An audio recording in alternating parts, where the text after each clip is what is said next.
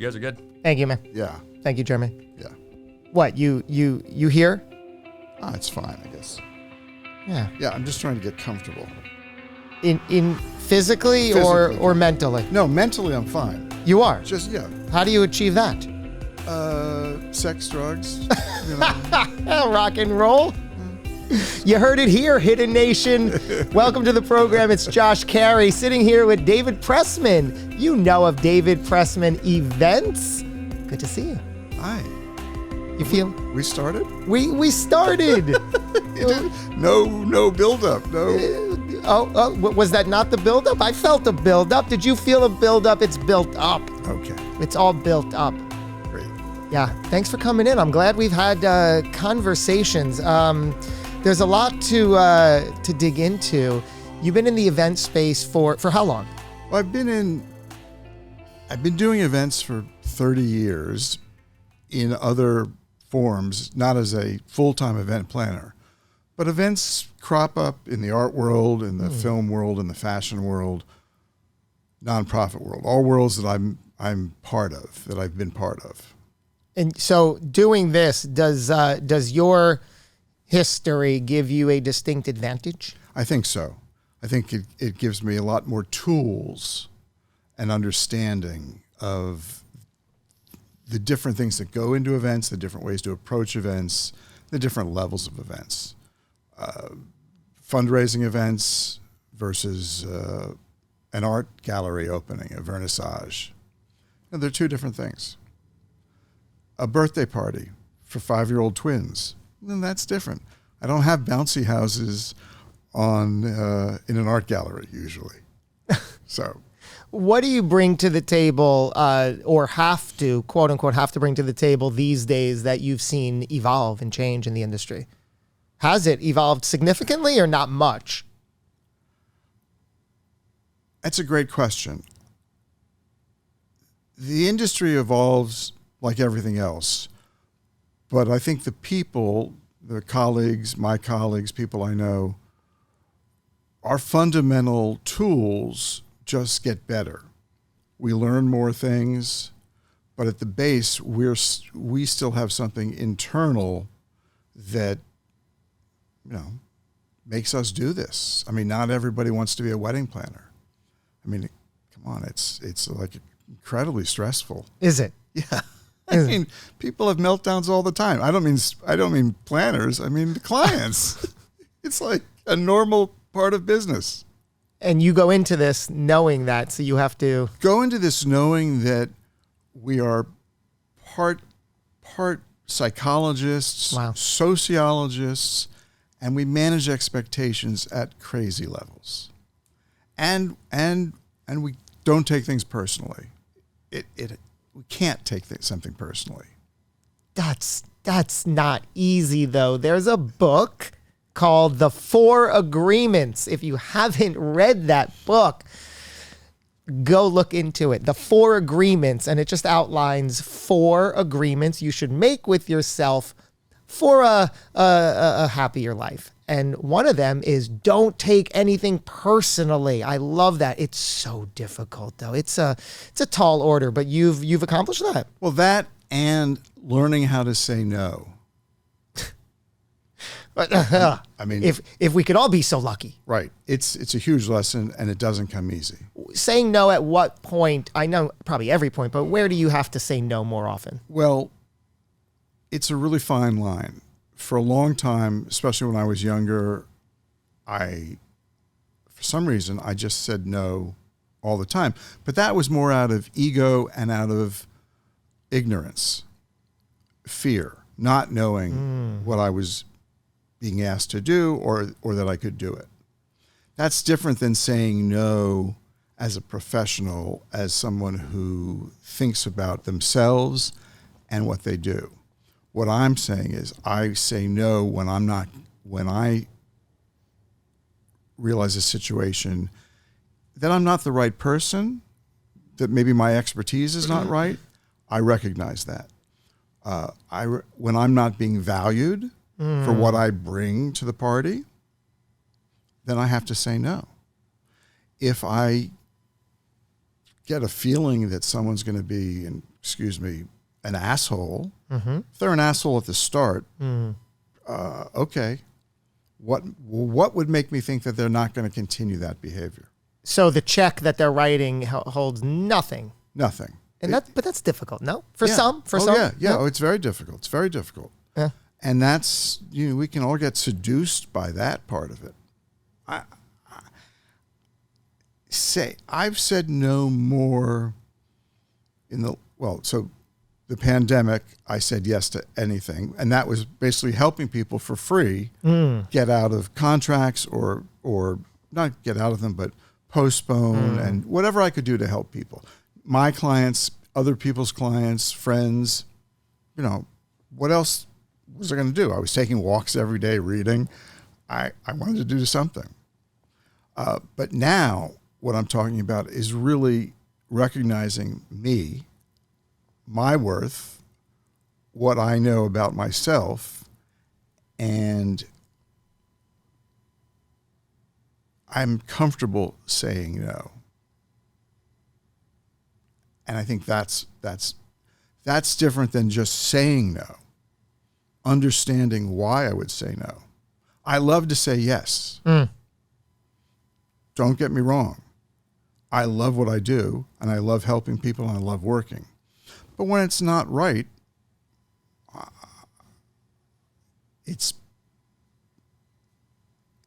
I have to say no. And I have to help the person understand why I'm saying no.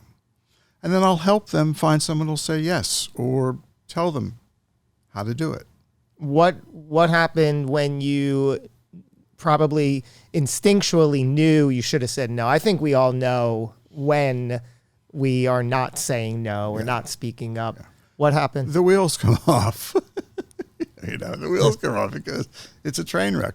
But fortunately, I haven't had train wrecks. You power through it. In the event world, we're all professionals. Well, everybody I know, theoretically, we're all professionals.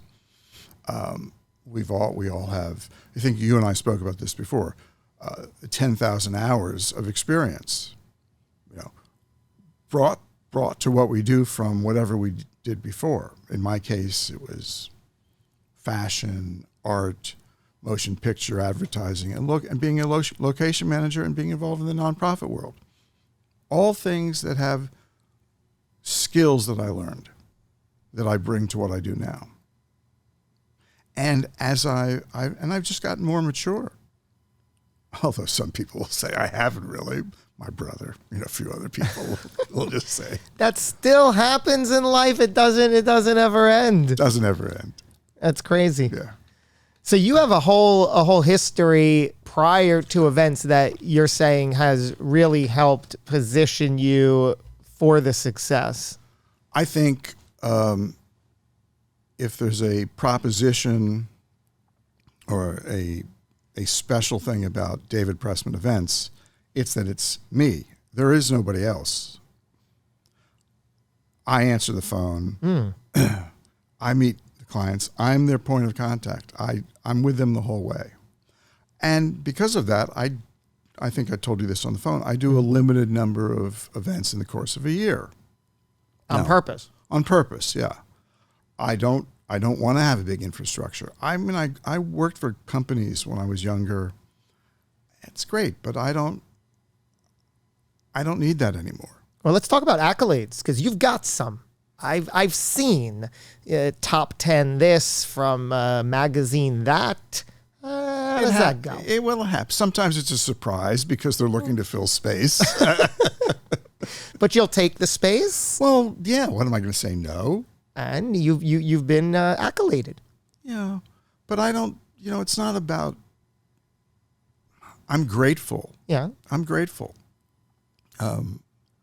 I've really had fun. I mean, everything that I've done has been fun. I don't know many other people who've got to work in New York City at the height of, with Calvin Klein, Perry Ellis, meet these huge people in the fashion industry, and then in the art world. And then in the movie business, and being a location manager, you work with the directors, you work with the production designers, all people, all skills that are transferable to this world, the event industry. So in some respect, the event planner is the producer of the event, and we rely on a wonderful team of experts, and we talked about this. Mm-hmm. I know what I don't know, and that's one of my big propositions also. I'm not going to, look, I have problems telling one flower from another flower. I all the time. You heard it here first. Yeah, my friends will say, "Oh, this is a this is a that." I'm like, I got to quick Google it. Yeah. I don't know what it is, but I don't have to. You don't. I work with the best. And for my clients, I curate that team. It's not my job to waste their time. It's my job to listen to them and then do my best to bring them one or two vendors that I believe will understand their vision and over deliver, and will become part of this team that we put together to do an event. It's the same thing, like I'm just went through my head, bands that go on tour. Mm-hmm. From the roadies, the stage managers, these are all experts at what they do. Everybody plays a part. Love that. So, and anything that goes wrong, it's my fault. Squarely. Yeah. As trivial as what? Well, look, the client hired me. Mm-hmm. The day of an event, they don't like the way a light looks, or they see a flower. I don't know. It's sometimes it's little stuff. Mm-hmm. I can't control everything. But you have to control. But I manage the clients. Yeah. And look, shit happens, mm-hmm. and then we die. I love that. And I'm not discovering, something that nobody else has done. I'm doing something that is bringing joy to people, my clients, their family, their friends, and hopefully memories for them for years. They're going to forget about me. What I hope is that they don't remember that, oh, this is the guy that messed something up, or something little happened, or the photo booth stopped working for 10 minutes. Yeah. It's my fault. As we were talking about evolution of the industry, I remember reading one of your recent posts about cannabis becoming more of a thing. Tell me what you're noticing. How is that? Well, it's very much more of a thing. Here in Los Angeles, there are weed bars. I've done a cannabis-themed wedding. What does that mean? Well, in this case, my clients actually owned a cannabis company, multi-level, mm-hmm. totally legal, mm-hmm. And had been one of the early adapters. And the challenge here was this was going to be a family wedding. We were going to have lots of kids running around. So from the get out, and then they too, because they had children, they'd been together for years. Right. We wanted everything to be as safe as possible. So that meant that there was going to be nothing that a kid could pick up. Right. There was nothing infused with cannabis. Mm-hmm, mm-hmm. I'm sorry. We had cannabis infused drinks, but there was a professional setup for that. Right. And it was beautiful. But it wasn't for children. Mm-hmm, mm-hmm. There were no children who were going to get that. Of course. Nothing got put down. Right. And left unattended. Right. I wouldn't allow any food, to be infused. It's just doesn't make sense. And later in the evening, well, also I just want to point out, in the bouquet for this bride, there were buds. There was beautiful flower that was grown specifically for this bouquet. And there was a tossed bouquet that was filled with buds. Wow. But this was not for kids. There were no kids around.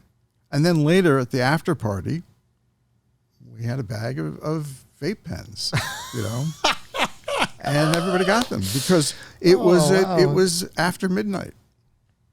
Wow. And it was legal, and it was not anywhere where it wasn't supposed to be. We don't break rules. We don't break rules. I love that. Unless and until. Well, we were talking about, I love this concept that we all take for granted the idea of tradition of a wedding. It's got to look like this. It's got to be that. This has to happen. This is the way it is. However, this is the way it. I feel like the Mandalorian. There are no rules anymore. I mean, weddings are kind of a made-up industry. I said this to you before. Yeah, break this down for me. Well, it's a union of two people. Mm-hmm. That's at the crux of it. And that's what I remind all my clients. It's the two of you. Everything else that goes on is a party. It's whatever you want. If we were in, say, the UK in the 50s, it would be a luncheon. It would be a daytime ceremony, a wonderful, beautiful outdoor garden ceremony, and then a lunch, a brunch, not a brunch, a lunch. Okay. The whole thing of we have to do this, this, and this. We don't have to do anything. That two people are in love and want to spend their life together and want that to be legalized, that's it. Give me an example of a more not as if cannabis isn't it, but something else where it was a little non-traditional that worked quite well.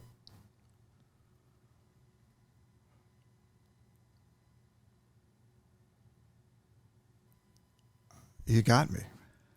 Fair. I mean, non-traditional in that I have many clients who we will go to a courthouse with the couple, a photographer, and a parent or two if they're in the same city, or the best friends, and they'll have a civil ceremony.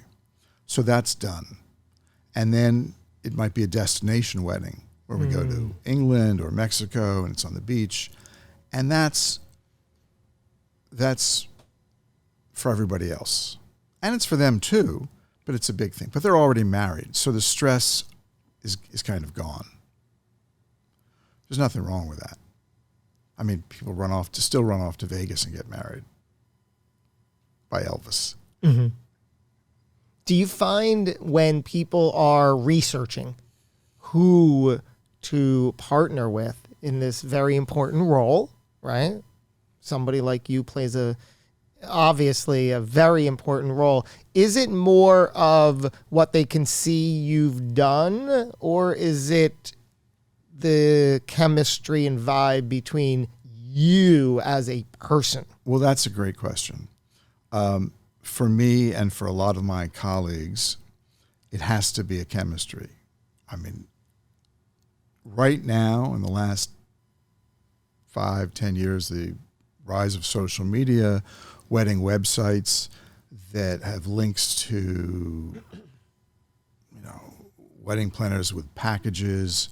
Packages for this amount you get this, blah blah blah. That's fine. But that's not the kind of wedding planner I am.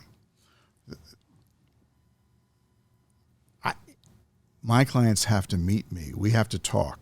They have to know that I'm who I am, that I'm a bit irreverent, that I'm transparent, and really, we have to have fun. They have to be comfortable. I'm there to help them. Again, we all are. As wedding planners, it's our job to guide our clients from point A all the way to the end. But for me, that's when all the security deposits are returned and everything's cleaned up, and it may be a week after the wedding. I don't do multiple weddings at the same time. You asked me about a selling proposition earlier on the phone. It's me. It's just me.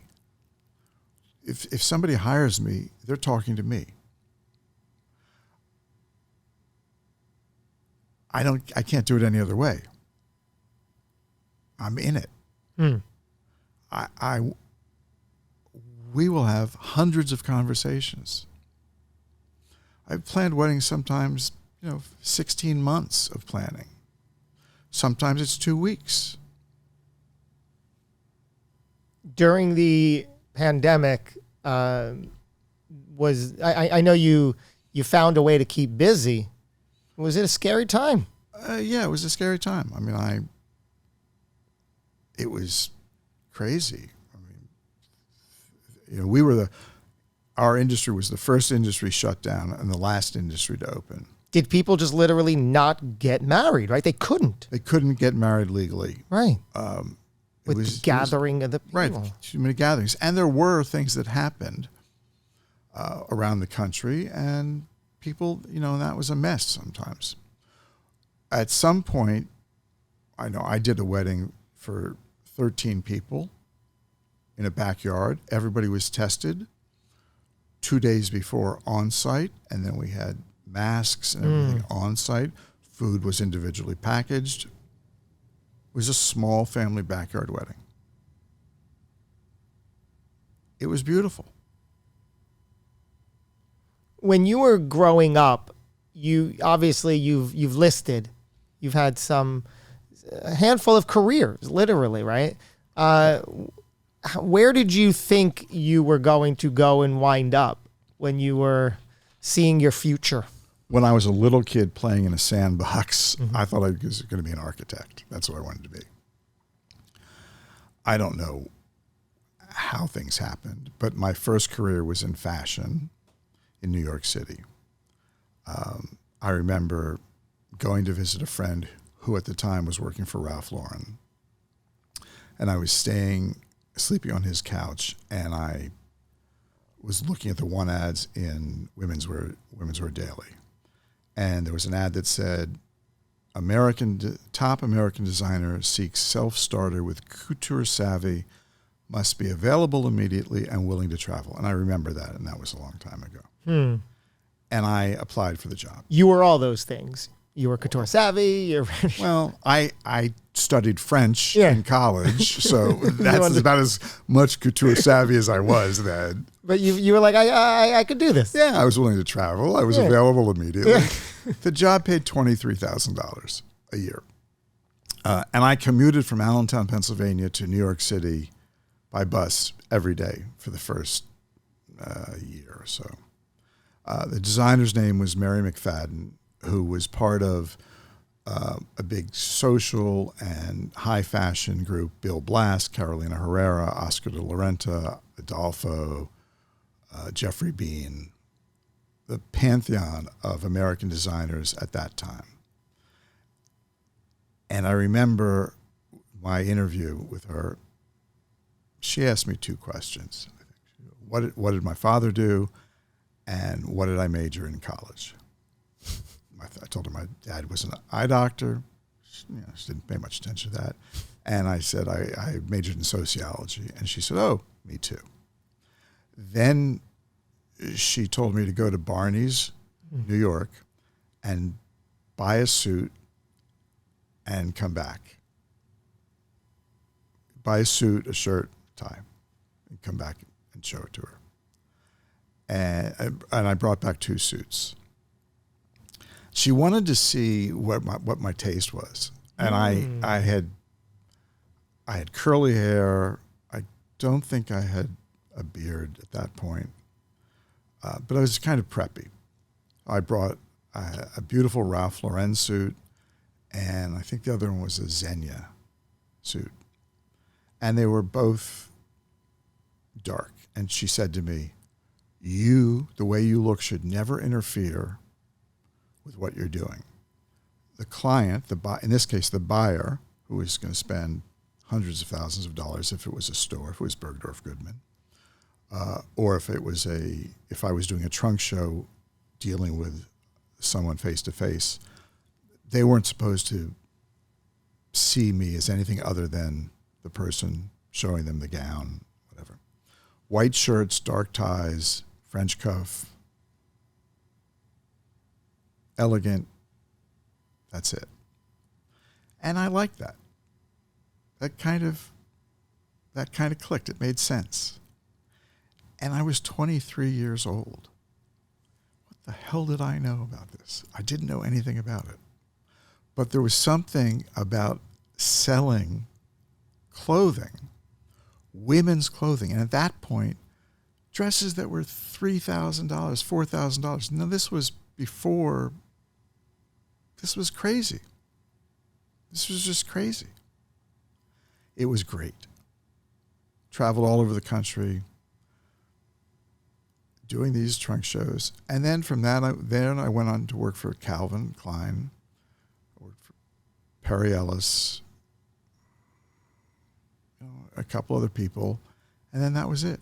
It was years in that industry, but it taught me so much. And that really, I guess the other thing is, and I told you this, in my mind, after I realized I wasn't going to be an architect, I didn't decide I wanted to be this or that. It was like, okay, say yes. So I know I started by telling you 5 minutes ago, importance of saying no, but it's really important to say yes to things too. Uh-huh. If you don't say yes when you're young, what have you got to lose? Say yes. Try it. I don't mean try it for a month. I mean work for a year or two. Invest some time. Learn what it is. So that's what I did. I said yes. And I was in fashion, and then that went, when that ended, I had been a client at an art gallery in Soho on West Broadway in New York City. Mm-hmm. And the owners of that gallery asked me to come and work for them, to take over one of their galleries. And I was like, I don't know how to do that. They said, don't worry. It took me 9 months before I said yes. And it was great. How do we know when to say no, when to say yes? What is your process, whether these days or what you've learned? Well, when I was a kid, I said no out of fear to that job because I didn't think I knew how to do it. Well, I didn't. I had to learn. Mm-hmm. But I didn't know that I could learn.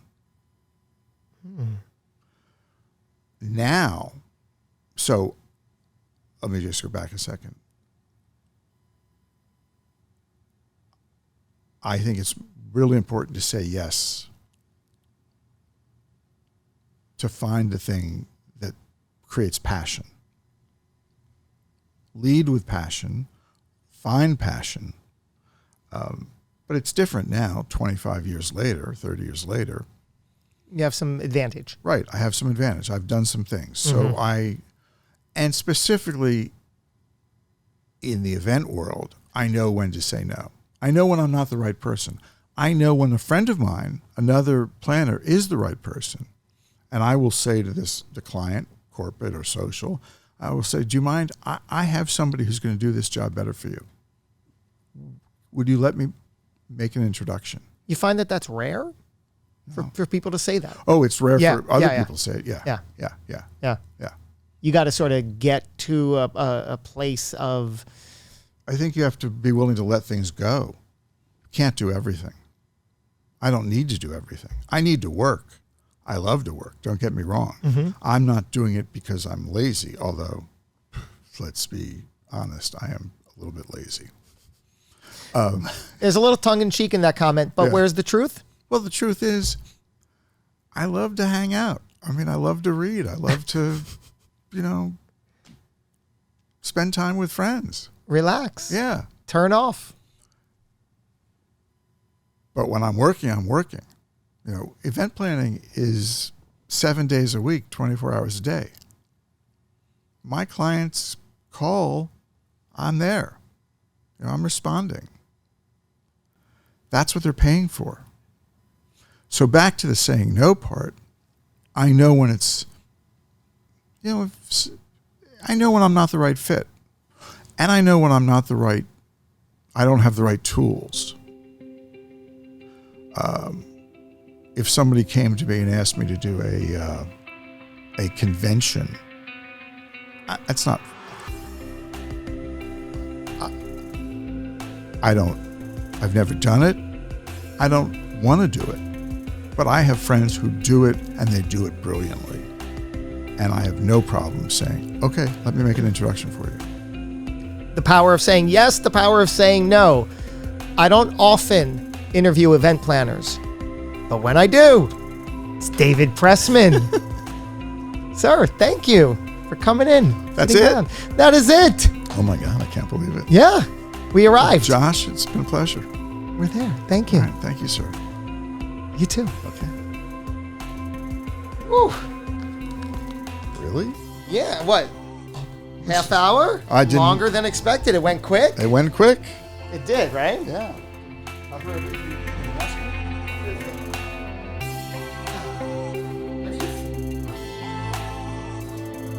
I know. That's good.